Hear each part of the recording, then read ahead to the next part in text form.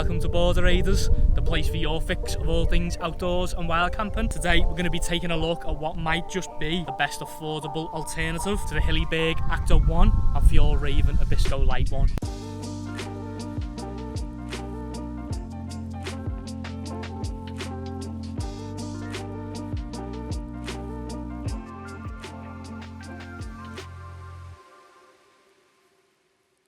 And it is, of course, the Robens Starlight 1. Now, I've had this tent for about 2 to 3 years and I've used it in all manner of conditions, from really hot days of a summer all the way through to those really blustery, windy days of a winter.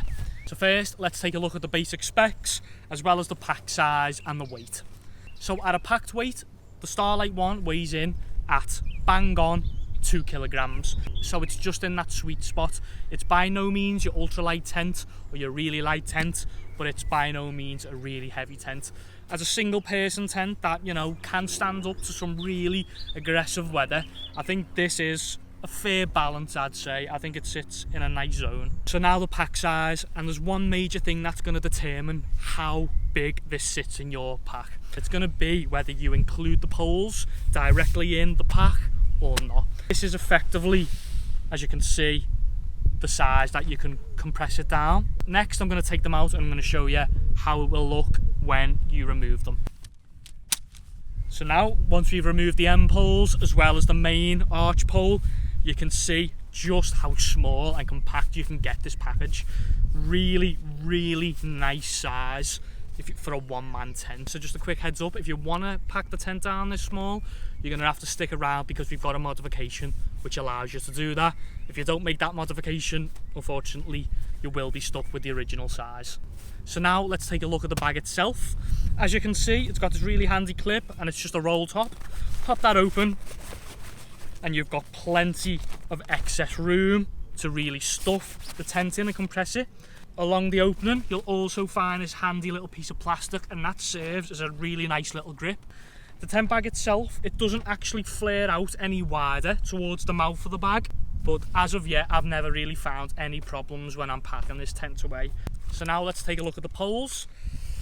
You're going to find that this comes with a single archway pole, and that just sits across the centre of the tent itself. It's slightly pre-angled and pre-bent across the middle. As noted, it comes with end poles. In this case, you're going to get 4. Now, they don't come like this. This is a modification I've made, which drastically changes this tent. So make sure you stick around because we're going to run you through how to do this modification. And trust me, this is a modification that is absolutely essential to this tent. And finally, included in the pole bag is a handy little splint or a pole sleeve. Now let's take a look at the pegs. Again, comes in the same material. Included inside the peg bag is a handy little repair section. It's got things like your outer fly, so that's really great. It just means that, you know, if you're out on trail, any accidents, you've got the capacity to fix your tent on the go. Now the actual pegs it comes with, again, it's the stainless steel peg. In terms of length, perfectly fine. It's your typical V-stake. What I would say about these pegs is that while they are sturdy once placed, as you can see towards the top, they feature this really sort of sharp hook. Now that is obviously to grab the guy line when it's placed. When these are placed solidly, it can be quite a painful experience to get these pegs out the ground. So now we're going to move on to pitching the tent, and we're going to start with how to stake it out to get the perfect pitch virtually every time, first time round. So as you can see, we've got our end strut as well as the line lock that comes off it. What you're going to find, it has this little tension system. You want to feed the peg through the loop. Now at this point, basically you want to make sure on this pull tab it's only got about 1 inch showing. If there's any more than that to pull on, it means that you've effectively already taken up the slack in this loop, and it just means that further down the line, if you do need to take that slack out of the tent, you're going to struggle to do so. So once your first one's in, you're going to move on to the next one. Again, the same principle, and then you're going to move on to the other end.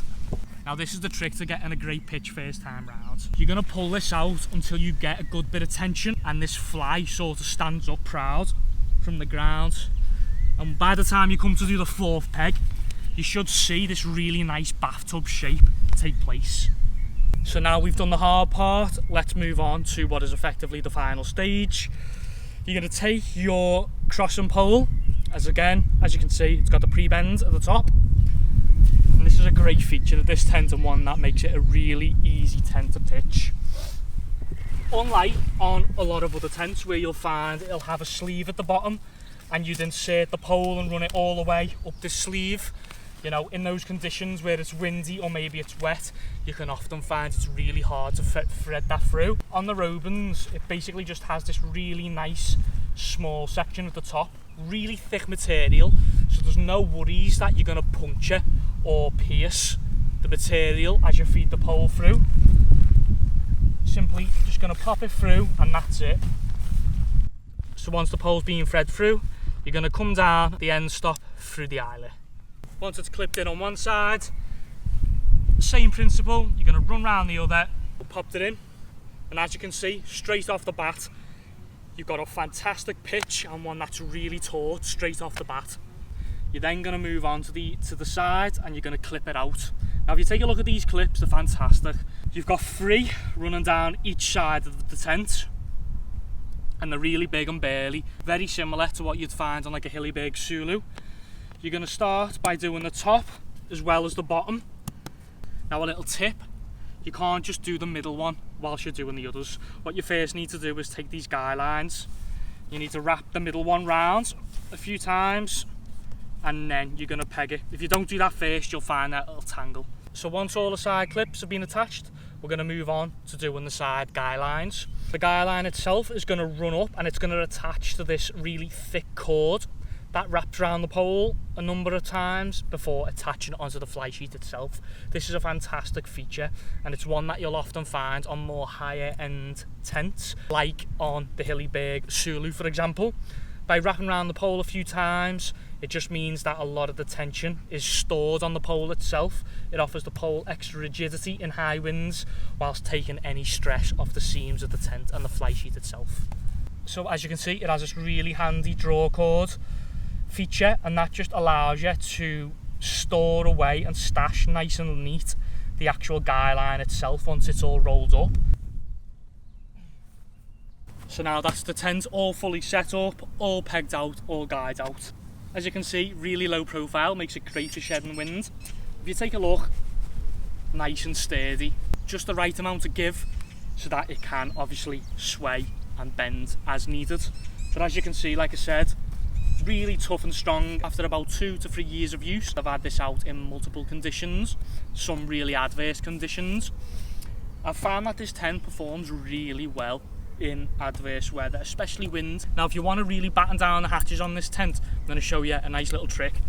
So the first one is you can get an extra peg on each side towards the bottom here, and you're going to feed it through these 2 loops. And here's a great little trick. In really blustery winds, what you might find is the tent might shudder and shake and you might get a little bit of lift in these corners. You want to get yourself a shepherd's hook peg, and what you want to do from there, you just want to pop that in and go over the top of the ribbon. Press that down, and what you'll find is you've eliminated any lift and you've really battened down the hatches. So now one really important issue and topic that we need to take a look at when discussing the Robens Starlight 1, and that is these end poles. What you'll find when they come with the tent is that these end poles are actually attached and they're not removable. There's also a real major problem with this, and that is that these end caps are known to twist over time and come loose. They'll fall off into the grass, and it just means that what you'll find is that the end pole itself will simply just drop out like this. Obviously, if you're out camping in adverse weather, that is a catastrophic failure. And on that note, it's a bit of a tricky one, because I probably, looking at this tent, wouldn't advise anyone to buy it if they aren't willing to do this modification. Once you've made that modification, it really does transform this tent and sort of its practicality, its use and its versatility. We'll pop the modification up on screen now.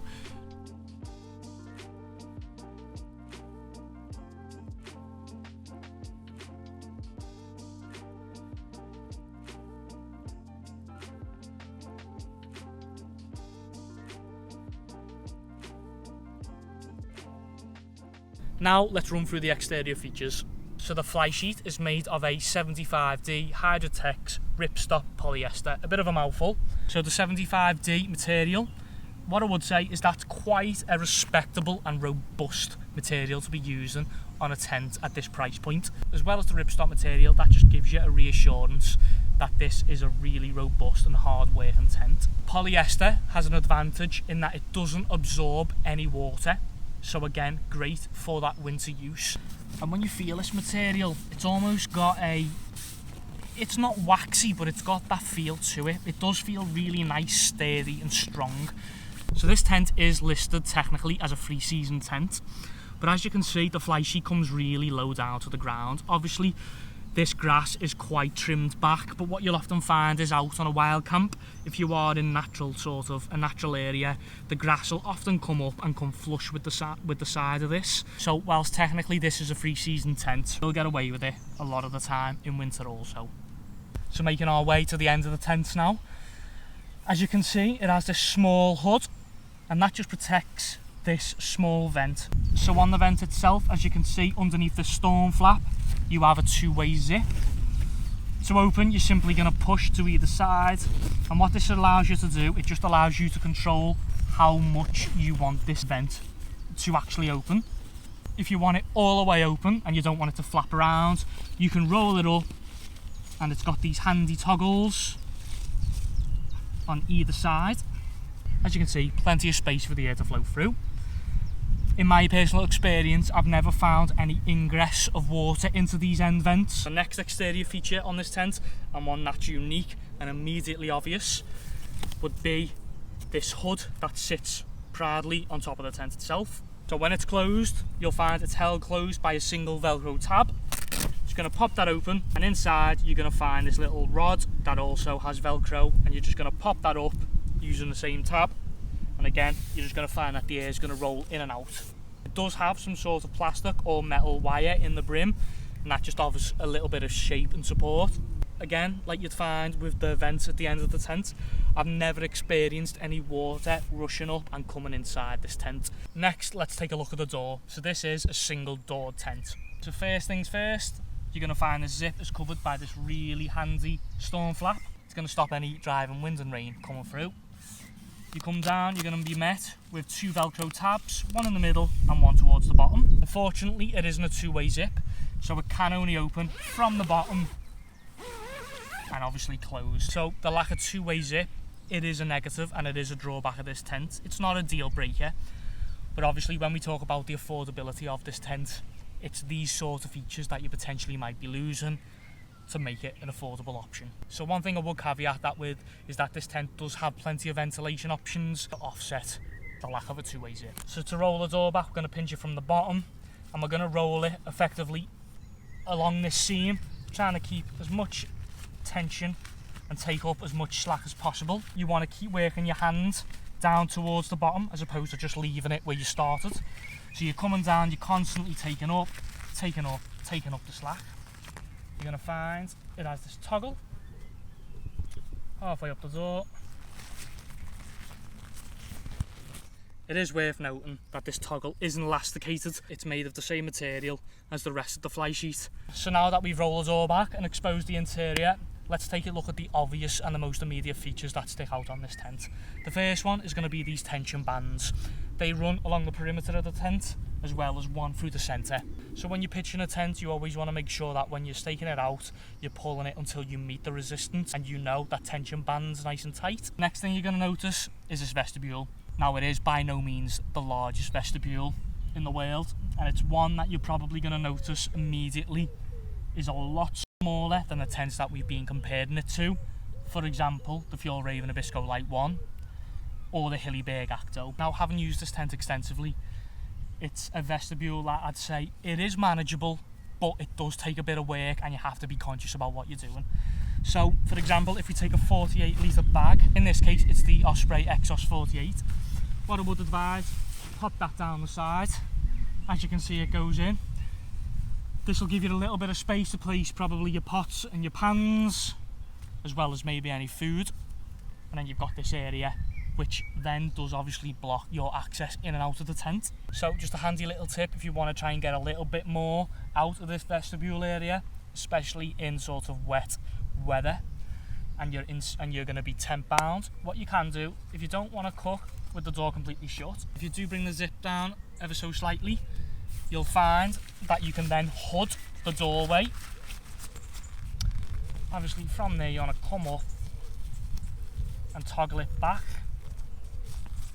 and you'll just find that will give you a little bit more cover if you want to do any cooking or any odd jobs in the vestibule itself.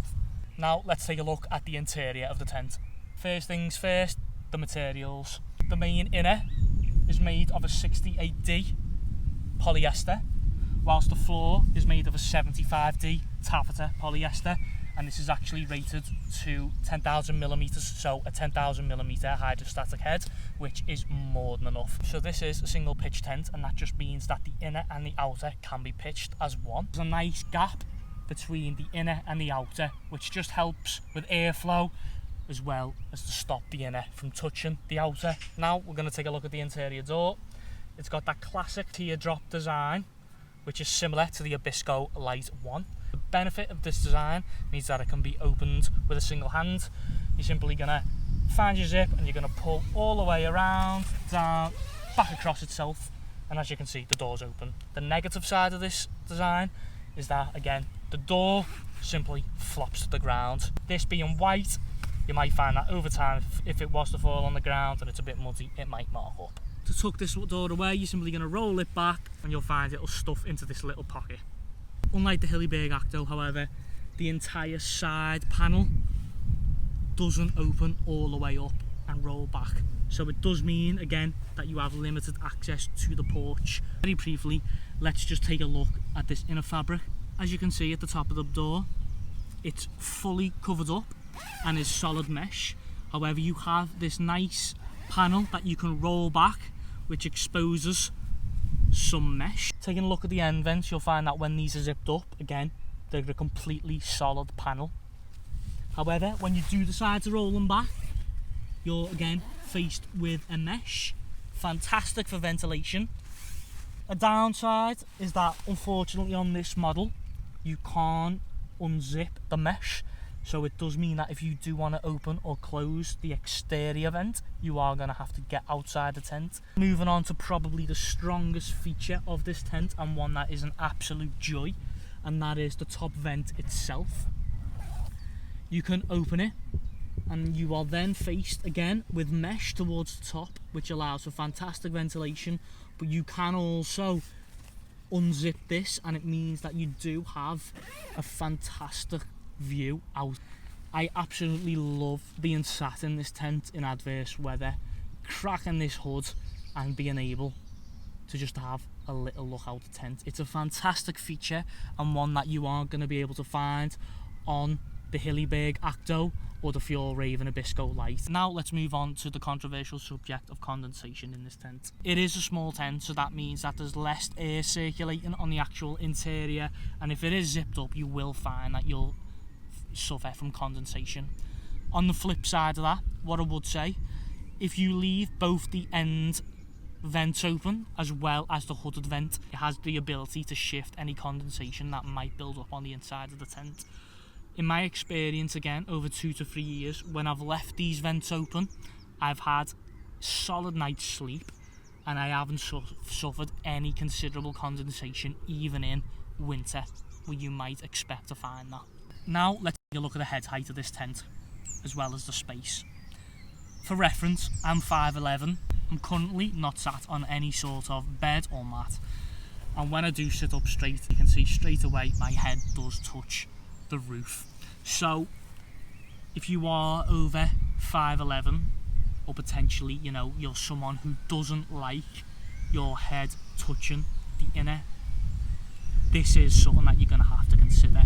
Now taking a look at the length of the tent, probably about 20 centimetres at the head and probably equally 20 centimetres at the feet. Where it doesn't perform as well, I'd say, is in the width. As you can see, it is quite a narrow and thin tent, so it's not like you're going to realistically be able to store any kit on the far side of the tent like you might be able to in the Abisko Lite 1 or the Hilleberg Akto. Let's take a look at the storage features. In the centre of the tent, again, roughly where your waist is situated, it has these two small triangle pockets. In my personal experience, I've found these pockets to be really frustrating. They're quite shallow and they're not particularly wide. As you can see in this case, they'll just about fit an iPhone in. However, a major drawback in my personal experience is that this triangle design, it just means that objects tend to, over time, potentially just fall out. I just don't understand why you wouldn't square this off. When it comes to features around the head area of the tent, you're going to find a small tab in the centre as well on either side, so you could hang numerous items, but a really good feature is that it does come standard with this small washing line, and this is adjustable.